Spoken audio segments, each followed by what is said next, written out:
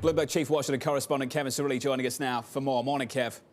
Good morning, Jonathan. Let's take a look in terms of the timeline for passage in the House of Representatives. I'm hearing from sources on Capitol Hill this morning that likely the first procedural vote of this process, because of the significant changes in the Senate, will take place New York time this evening in the House of Representatives, which means another passage as early as tomorrow, New York time, for the House of Representatives. Speaker Pelosi is going to have to keep every Democrat in line, including those progressives who are disappointed that the Senate version of this bill does not include minimum wage, nor does it include wider access to those $1,400 stimulus checks. Let's take a look at who would qualify for the stimulus checks eligibility. They would start at $1,400, but individuals earning more than $80,000 won't qualify. That was previously $100,000 in the earlier draft. The ceiling for couples is going to be $160,000 annually, and that is down from $200,000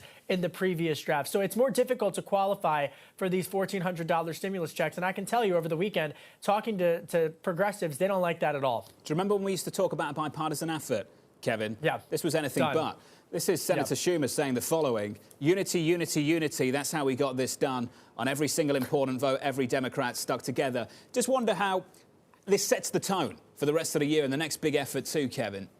You know, there's a big hearing this week on the Senate Energy Committee chaired by Joe Manchin, the centrist from West Virginia, on grid electability, weatherizing the electric grid, rather, in wake of what happened in Texas. I raise this because the political capital that the Biden administration used on stimulus to get Democrats in line is significant. They used a lot of capital. And so people like Chairman Manchin and Senator Elizabeth Warren, are they more or less inclined to work with this administration on infrastructure, on universal pre-K, on taxes for the wealthy? There's a clear divide. It's going to be fascinating to watch it uncover. Are we allowed to jump to midterms and 22, Kevin, just yet? Just picture it. We're looking at blowout numbers through this year. Maybe something goes wrong with the pandemic and knocks us off course, but the economists that come on this program are looking for anything close to 6-7% GDP growth in 21. You throw on top an infrastructure plan, could be booming into 22 as well, Kevin. And I just wonder how Republicans want to vote going into elections next year with an economy that could look pretty decent.